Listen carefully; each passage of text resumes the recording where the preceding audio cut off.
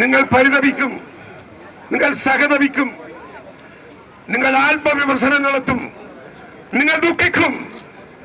ഇന്ന് കേരളത്തിലെ ജനമനസ്സുകളെ വേദനിപ്പിച്ചുകൊണ്ട് നിങ്ങളും നിങ്ങളുടെ കൂട്ടാളികളും ഗുണ്ടകളും ക്രിമിനലുകളും ബോഡി ഗാർഡുകളും പോലീസുകളും പി ശശി എന്ന് പറയുന്ന ഗുണ്ടാ നേതാവ്, എന്റെ കണ്ണൂരിലെ ഗുണ്ടാ നേതാവ്, അദ്ദേഹത്തിന്റെ നേതൃത്വത്തിൽ അദ്ദേഹത്തിന്റെ നിർദ്ദേശത്തിൽ നടക്കുന്ന പോലീസ് പ്രവർത്തനങ്ങളിലും നിങ്ങൾ ദുഃഖിക്കും,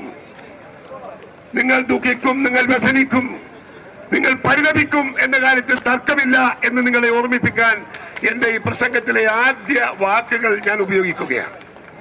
എന്താണ് ഈ സംസ്ഥാനത്ത് നടക്കുന്നത്? ഇറങ്ങിപ്പോകാൻ വഴിയില്ല, ഇറങ്ങി നടക്കാൻ വഴിയില്ല. ഇദ്ദേഹത്തിന്റെ ഒരു യാത്ര, ഒടുക്കത്തെ യാത്ര, ആ യാത്ര കടന്നു പോകുന്നിടത്തൊക്കെ കടന്നു പോകുന്ന മുഴുവൻ ആളുകളെയും അടിച്ചും വെട്ടിയും നുറുക്കിയും വണ്ടി കയറ്റി കാല് ചതച്ചരച്ചും ഇടതുപക്ഷത്തിന്റെ ഗുണ്ടാ സംഘം മുന്നോട്ട് പോവുകയാണ്. എത്ര ദിവസമായി തുടങ്ങിയിട്ട്? എത്ര കുട്ടികൾ ആശുപത്രിയിൽ? എത്ര കുട്ടികളെ അറസ്റ്റ് ചെയ്തു? ആരെയാണ് അറസ്റ്റ് ചെയ്യുന്നത്? പോലീസിന്റെ മുൻപിലിട്ട് അടിച്ച, കൈയും കാലും പൊട്ടിച്ചവരെ പോലീസ് അവരുടെ പേരിൽ കേസെടുത്തവരെ അറസ്റ്റ് ചെയ്യുന്നു, അവരുടെ വീടുകളിൽ പോയി അറസ്റ്റ് ചെയ്യുന്നു. അടികൊണ്ടതും പോരാ, ഈ ഗുണ്ടായിസത്തിന് ഇരയായതും പോരാ, അതിനപ്പുറത്ത് ക്രിമിനൽ കേസിൽ പോലും നമ്മുടെ കുട്ടികൾ പോലീസുകാരന്റെ കസ്റ്റഡിയിലേക്ക് പോകുന്നു എന്ന് പറയുമ്പോ ഇതെന്ത് ജനാധിപത്യം, എന്ത് ഭരണം? ഞാൻ ചോദിക്കുന്നു, കേരളത്തിൽ ഇടതുപക്ഷത്തിന്റെ മുഖ്യമന്ത്രിമാർ വേറെയും ഭരിച്ചിട്ടില്ലേ ഈ സംസ്ഥാനത്ത്? ഇതുപോലൊരു മുഖ്യമന്ത്രിയായി ഇടതുപക്ഷക്കാരന്റെ മനസ്സാക്ഷിയോട് ചോദിക്കുന്നു, ഇതുപോലൊരു മുഖ്യമന്ത്രി കേരളത്തിൽ ഉണ്ടായിട്ടുണ്ടോ? ഇതുപോലെ ജനങ്ങളെ ദ്രോഹിച്ചൊരു മുഖ്യമന്ത്രി? എന്നിട്ട് ഈ നാടിന് എന്ത് കിട്ടി? ഈ നാട് സമ്പന്നമായോ?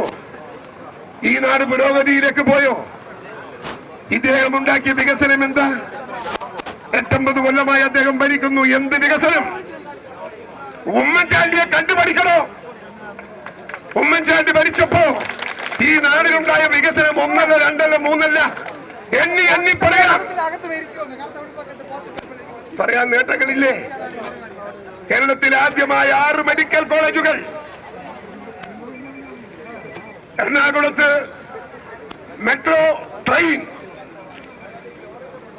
ആ മെട്രോ ട്രെയിൻ തുടങ്ങിയത് ഉമ്മൻചാണ്ടി, വിഴിഞ്ഞം തുറമുഖം തുടങ്ങിയത് ഉമ്മൻചാണ്ടി.